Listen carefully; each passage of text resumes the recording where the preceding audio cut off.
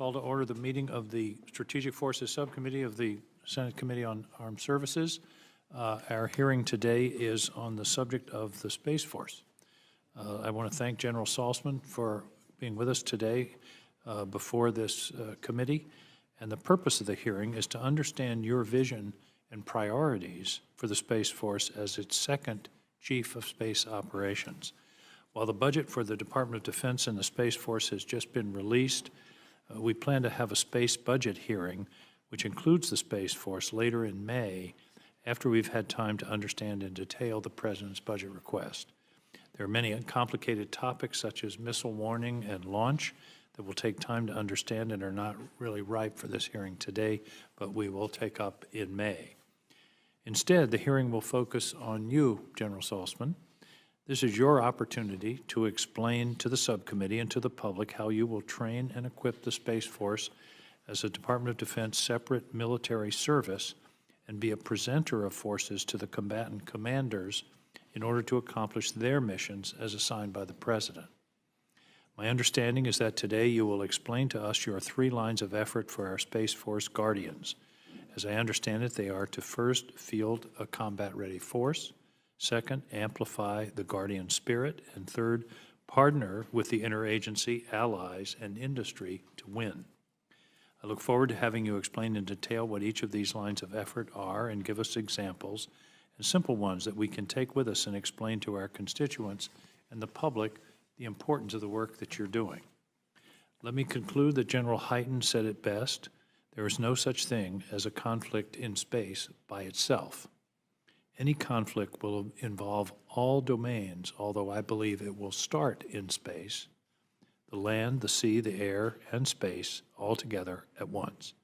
I hope that today you will explain to us how your vision for the Space Force will meet General Hyten's astute observation and enable our combatant commanders to accomplish the mission that the President has directed them to perform if called upon. After your opening statement, we will have questions at 5 minutes each. Now I'd like to call on our only subcommittee member who's been in space, Senator Kelly. Thank you, Mr. Chairman. I had a couple detailed questions, and then the chairman asked both of them. So I'm going to go a little bit different approach here. So to the ranking member's question, you talked about that there's a little bit of a deterrent by putting something at a lower orbit, I think you said. Why is that? Why is it more likely that an adversary goes after something at GEO than it is if they are at a lower orbit? If this sounds at all like I'm lecturing an astronaut, I promise I'm not. So it's more than just the orbital regime. In low Earth orbit, to provide the coverage, you have to have a vastly greater number of satellites. Yep. Dozens, instead of from GEO, you can have a single orbit that would look at a third of the Earth.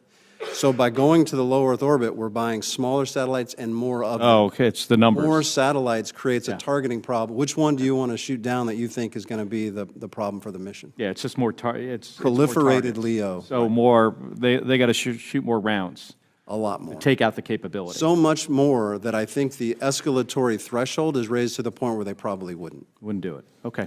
Okay, that's helpful. General, of the NRO, Air Force, Space Force satellites that we put into orbit, what percentage of those is Space Force responsible for?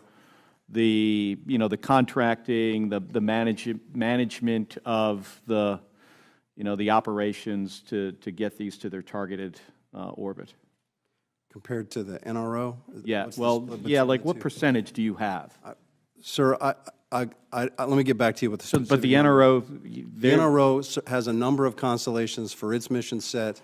We have, I'm trying to think if there's any examples. We have the vast majority of Department of Defense satellites that have now migrated those missions. But not all of the Department of Defense satellites. I always hesitate to say all, but I'm struggling to think of an example. And how many launch providers do you have that you contract with currently to get those satellites into orbit?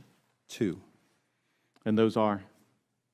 ULA and SpaceX. And actually, for demos and other things, we've contracted other providers as well. I can get you the full number. And to date, while you've been involved with this, are we seeing, typical kind of success rates and safety records from both companies?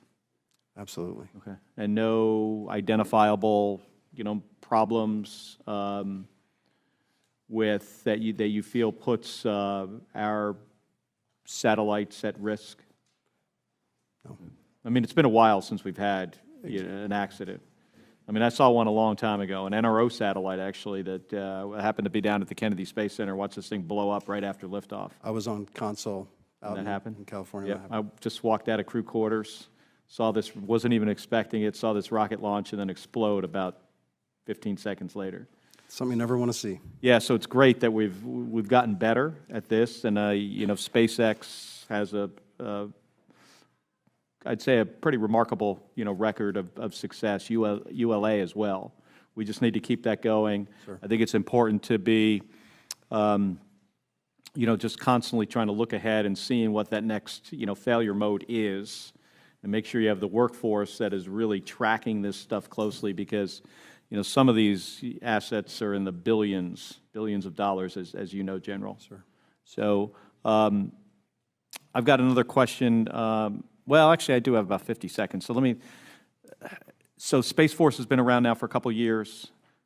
I think maybe 3 years, is that right? A little over 3 years. A little over 3 years. And some of the Guardians incurred about a 2-year commitment when they transferred from the Air Force or from another service. Right. They're coming up on the end of that time. Are you seeing a good, re-enlistment rate for the enlisted ranks and officers that are going to stay on? Yeah, I think the final assessment is still out a little bit, because I want to see it all play out, the full cycle play out, before I really commit to this. But I'm encouraged so far, and I think we're providing the kind of challenges that the workforce is looking for. And so I'm still hopeful that we're going to be at good retention numbers, but we probably need to let this full summer cycle play out before we judge. Okay. Thank you. Thank you, Mr. Chairman. Senator Tuberville. Thank you, Mr. Chairman. I've had several private companies come by my office saying they have a great idea how to take space debris down. Have you talked to quite a few of those? I have. What do you think? I think... Will we privatize it at the end of the day? I think there's a lot of different ways to go after that sort of problem. I haven't seen demonstrated capabilities, and I'm always thinking in terms of, it's one thing to have a pitch that says we can do something, it's another to have a demonstrated capability. I'll be honest, we do a lot of serious effort making sure we understand what's on orbit and preventing debris from hitting each other or things that we care about. Right now, I would say this isn't my #1 challenge, but if somebody feels like they can demonstrate a capability, cleaning up debris is an important concept as well. Because it's going to get worse and worse, right? It's not going to clean itself up. Yeah. A lot of people believe the conflict with China could very well start in space. What might that look like one day? The Chinese and the Russians have gone to school on us over the last 20 years, and they know that we've built a joint force structure that relies heavily on the assumption that space capabilities will be there.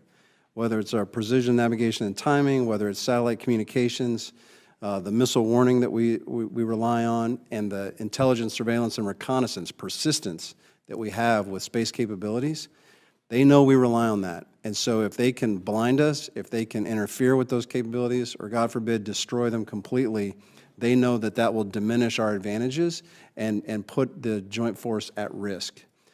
So I can see interfering with, I can see blinding, I can see some of those gray area kinds of attacks on our capabilities to try to put us behind the 8 ball. That balloon wasn't in your purview, was it? No, sir. 60,000 feet? Well, they call it near space, but I like to call it far air.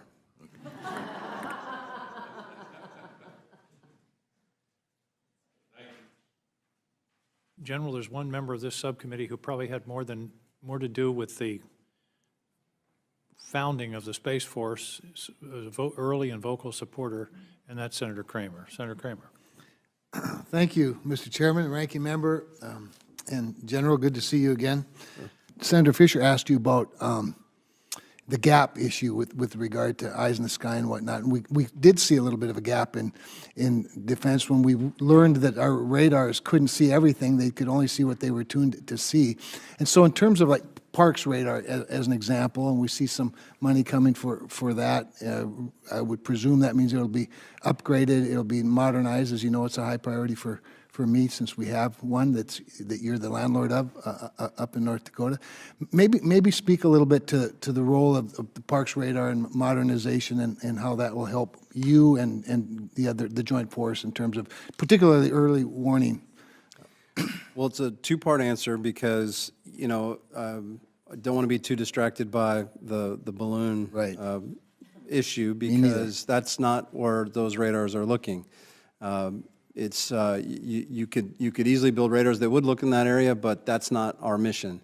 The mission that's being done in North Dakota and the other ground-based radars is twofold. It's missile warning and it's space surveillance primarily, and those radars are really good at those jobs.